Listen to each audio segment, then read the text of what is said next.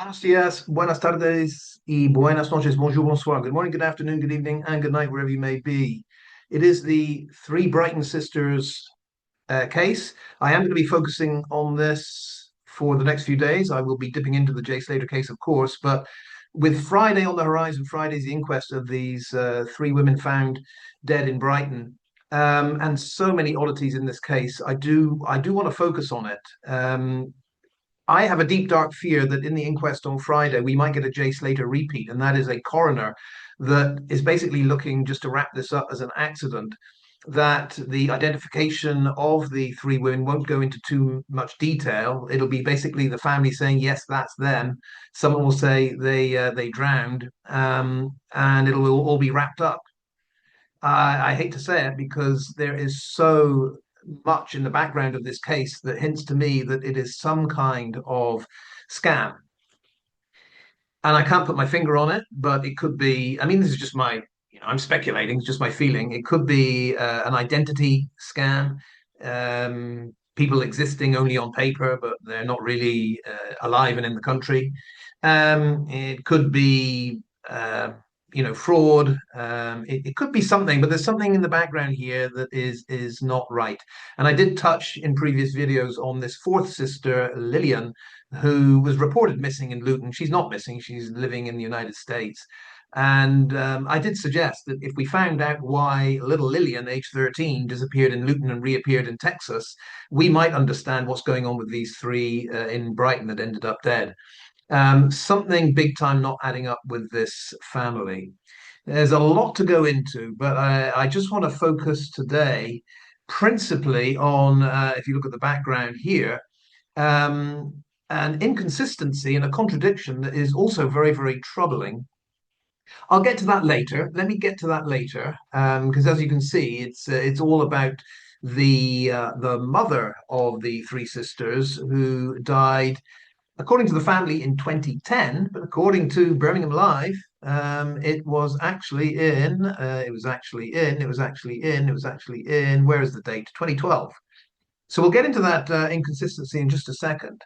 But yeah, I did want to touch on how it is so very, very, very odd that these three ladies in their 30s, these are not teenagers, three ladies in their 30s, and there is not one single photograph of any one of them. We're not talking about a photograph of the three of them together. That's why the family had to come up with this AI image of the three women.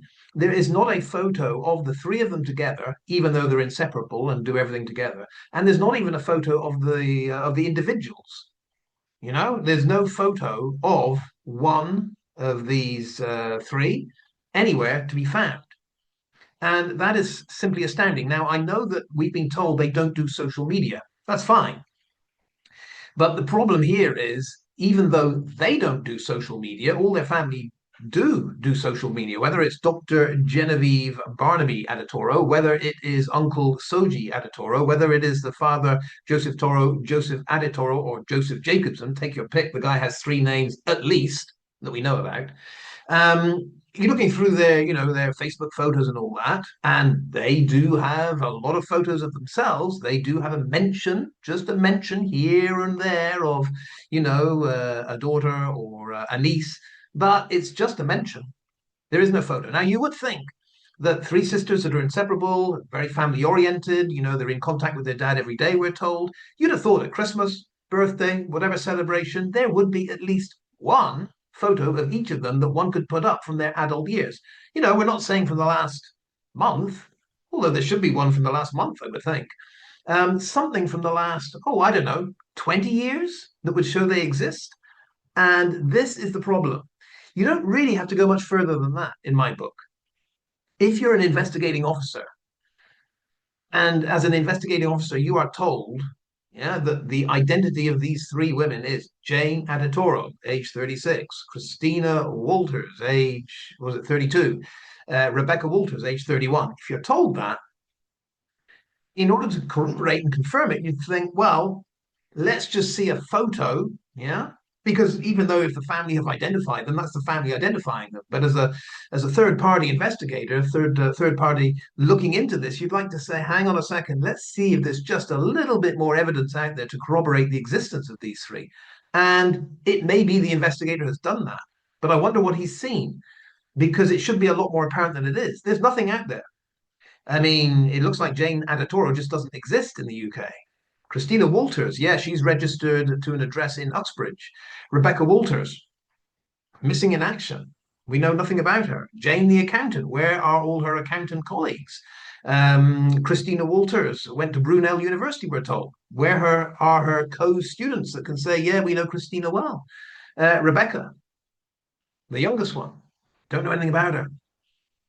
No photo of any of them. So that in itself tells me there is something going on here, whether it's identity fraud, whether it's some kind of scam. It is just not adding up. And in a previous video, I talked about the youngest one, Lillian, the fourth sister, Lillian, the half sister. She disappeared from Luton, and age 13, she has reappeared. Well, she reappeared quite quickly in Texas, it seems. Texas, USA. So I did that today. I mean, having sifted through all that information, I sent an email to Missing Persons Bedfordshire Police and stated quite clearly that, look, you can take this person off your missing person records. Lillian Jacobson is alive and well. If you look at her Facebook page, it is Lillian Toro Jacobson. Quite clearly says lived in Luton or from Luton, now lives in Texas. So she's no longer a missing person. But my point is, if we knew exactly why Lillian Jacobson, age 13, had to leave the UK to start a new life in Texas, then we might understand what's going on with the three dead sisters in Brighton. It could well be that whatever shenanigans were going on in little Lillian's life have been going on, have gone on, did go on with the three sisters, and something went terribly wrong because it seems they are now dead. If those three bodies are indeed the three sisters we were told. But let me get back on track here because I did want to explore this headline here because we were told the other day that the mother of the three sisters, that she died by drowning. Yeah, a lake just outside her home, and her home was on Linton Walk, which is in Birmingham. So Linton Walk, and I checked on the map, it's a very short walk. When you go from Linton Walk and walk down to the lake down there, yeah, it's just a few minutes away. So on the surface, the story seems all legit, but there are details to it, details of this story that are very, very concerning. Number one detail are the dates involved. Now, the family have told us over and over again that this all happened in 2010. In 2010, absolutely swear to it.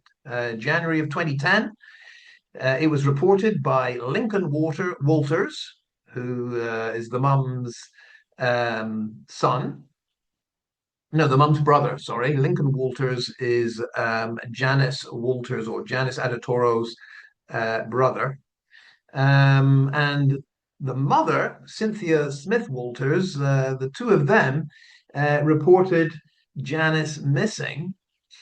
And it took a while after, I think, several weeks or maybe even months. Eventually, poor Janice's body was found in this lake.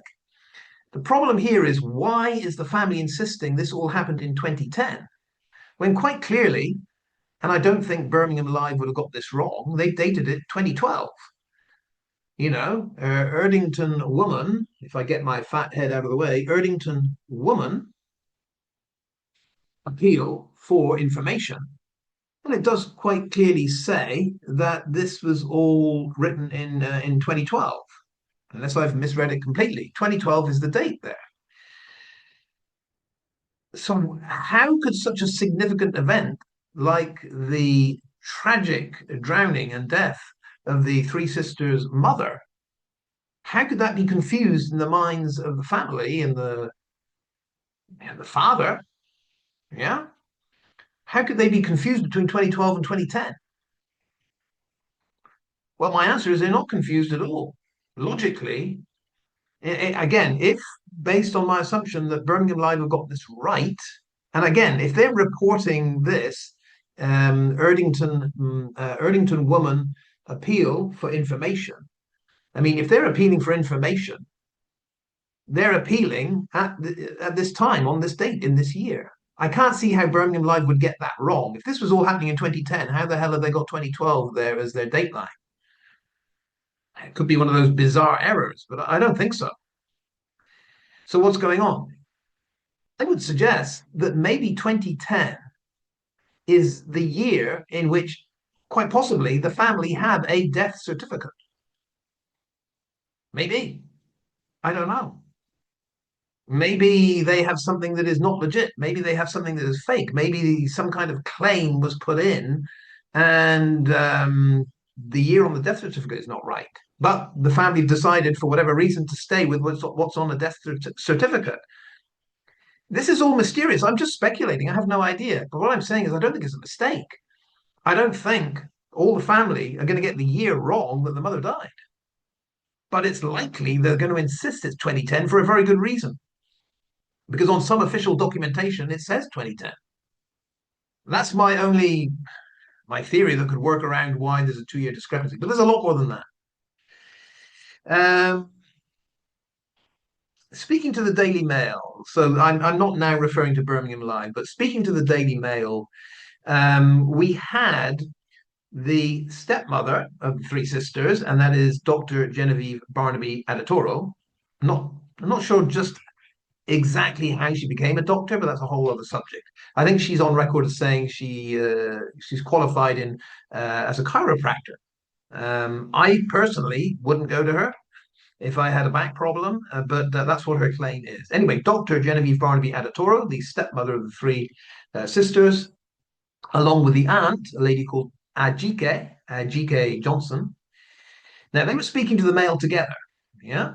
And it's the aunt, Ajika, that said they, the three sisters, had been living in the Midlands, referring to this death of the mother here. They'd been living in the Midlands with their mum, but then moved in with their dad and Genevieve in Uxbridge afterwards. They picked up the pieces. So it sounds like to me that after the tragic death of the mother, it sounds like all three went to move to Uxbridge with the dad. That's what it says. They've been living in the Midlands with their mum, but then moved in with their dad and Genevieve. Sounds like all of them did that. The problem is, and I'll do a separate video on this, when you start reading the article in Birmingham Live, it says that two of them lived with their mother, not all three. And so that's a big discrepancy. Again, the family would know this. If the stepmother and the aunt are talking together to the Daily Mail, and one of them makes a mistake, one of them is going to call the other one out, which they did. Because at one point, the stepmother was saying, I don't think they know how to swim, these three sisters. And the aunt said, no, no, you weren't with them all the time in their life, Genevieve. Yeah, I've seen them swimming at a water park in Bolton, well, at least the oldest one. So these two kind of are on record as correcting each other if they get a detail wrong. But at this point, when the aunt says they'd been living in the Midlands with their mum, but then they moved in with their dad in Uxbridge and Genevieve, and then they picked up the pieces. That you would think is something the aunt and the stepmother would know. They don't disagree on that. Birmingham Live does disagree and says there were two, not three, two that were living with the mum in Birmingham, and the other one was in Uxbridge, and that ties in with what you find on the electoral roll. If you look at 192.com, it will clearly say that the middle daughter, Christina S. Walters, shared the same residence in Uxbridge as the dad, listed as Joseph Jacobson. Remember, Joseph Adatoro is also Joseph Jacobson. It's one of the problems we have with this family. They seem to all have at least one identity, at least two identities, and possibly more. But if Joseph Adatoro is listed on the electoral roll as Joseph Jacobson, it tells me that possibly that is his birth name. That is his government name, if you like. That is his official name.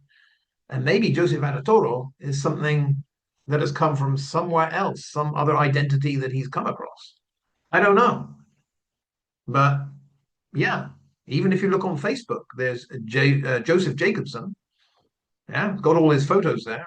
And then if you look at Joseph Toro, not Adetoro, Joseph Toro, same pictures, same guy, two different names. There we go. What is going on here? Don't know. Um, what else did I want to comment on? Yeah, I can't remember if it's Genevieve, Dr. Genevieve Bardemy Adetoro, or if it's the aunt G.K. Johnson. One of them said the family holidayed in the seaside resort, talking about Brighton, on one single occasion. Because the speculation is, why go to Brighton? Well, for me, even if I've holidayed in a certain place once, I don't just go back there at 5 in the morning for any reason just to say, well, I went there once, been here once, had a holiday here once, I think I'll go back. That's not the reason. Can't be the reason. But then again, if they did go on a family holiday to Brighton, again, where are the photos of that? I mean, Uncle Soji, he has a photo or two of him in Barcelona, and his cousin or his son David Adetoro, photos of him in Barcelona. So they've been to one or two places with a photo or two. But again, the three sisters in Brighton on a family holiday, nothing, and no mention of it. Um, and this quote caught my eye. I think this again is probably the aunt speaking, but it could be the stepmom. It would have been just like them to put their bags down carefully, talking about how the bags, I believe, were found on Brighton Beach. It would have been just like them to put their bags down carefully. They all had a touch of OCD and wouldn't have wanted them dirty. Wouldn't have wanted them dirty. Three sisters, all a bit OCD. Keep the bag nice and clean and dry up on the beach, on the pebbles somewhere. And yet the same three girls decide to go into the sea, freezing sea, fully dressed. For what reason? For what reason? I mean, if it is some kind of suicide pact and they decided they would just take their own lives altogether, holding hands, go out into the English Channel and die, why bother leaving the three bags behind? Why bother leaving them in a safe place? Who does it? Take your bag with you. What happened to the phones as well? I guess the phones were in their hands. Are all phones, all three phones are destroyed? And I mean, that question comes up. In the inquest, are we going to hear the phone evidence that shows the route they took? Are they going to be tracked from Uxbridge to Brighton? If the phones are on them, the phones are destroyed, then I don't know. Have the family and the police managed to get phone records from the phone company to locate them and their progress that day? What's happened with the phones? And yeah, these three bags left all very orderly on the beach. To me, that speaks of some kind of setup, some kind of, again, some kind of scam, some kind of, I don't know, some kind of devious shenanigans going on. It doesn't sound like three people that have agreed that it's very important to leave their bags nice, safe, clean, dry, but let's all go out and commit suicide. It doesn't sound right. It just sounds really off, in fact. I mentioned this one. One of them in the Mail interview said, keep in touch. Yeah, they used to keep in touch with their dad on a daily basis. They were their father's world. No, I can assure you these three girls were not their father's world. If they were their father's world, there would be a lot more that we could see um, a proud father displaying to the world on social media or in any sense about his three girls. He doesn't. He is totally silent and has been all of their lives regarding these girls. If these girls were their father's world, their father would be trumpeting their triumphs aplenty. You can be assured of that. And, you know, the rest of the family would be trumpeting their triumphs. You know, for example, Jane has qualified as an accountant, and here is Christina graduating from Brunel University. There's nothing there. The father, don't know what his story is. Pretty darn clear to me, if I'm going to make a guess, pretty darn clear to me that the girls were not a part of the father's life for whatever reason. Don't know if, you know, they all died in some kind of tragic accident when they were little, but their identity has been kept alive in the UK for whatever reason. Don't know. Don't know if they left the UK and they are living somewhere else, but they still have this, you know, official presence in the UK for whatever reason. I don't know. But what's clear to me is the three girls were not their father's world. If they were their father's world, if he If they meant everything to him, I'm sure he would be touting that to the whole world and he would be very proud of them visually in some kind of way. But he isn't. It smacks of they disappeared somewhere, somehow. Now, if I've got this all wrong, I've got to say this is a big caveat here. If I've got this all wrong and photos do emerge, then of course, time to take a step back and say, I speculated, but I did it in good faith because there's no evidence out there these three sisters actually exist or existed. But if it does come forward, yeah, then time to take a step back and say, well, there they are, and here's the evidence they did this, they did that, and what have you. But for the time being, until the inquest is over, I am very, very skeptical. And as I say, I'll say it one more time, I'm focusing on this case because it is now Wednesday, 27th of May. With Friday's the inquest, the clock is ticking. And my darkest fear is that people like me and others on TikTok and Wax and Jan just put out a video today on this case. My fear is that the authorities won't take on board anything we're saying and the authorities will just rubber stamp, yeah, drowning. We've got their identities, we've got the evidence from the autopsy, and that's it. We don't need to dig into anything else.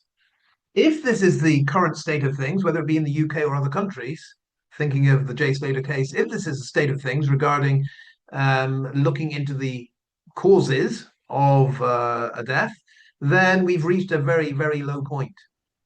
It's almost feeling like if the family, whatever their story is, if the family are on board with a certain decision, if the coroner's on board with a certain decision, if the police are on board with a certain decision, doesn't matter what the truth is, let's just rubber stamp that decision and we all move forward. Everyone's happy, right?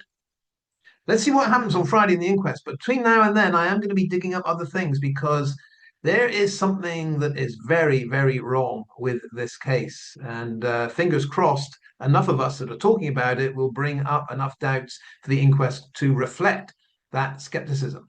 Let's see what happens. It's an interesting one. I will say, hasta luego, adios, hasta la vista. See you next time.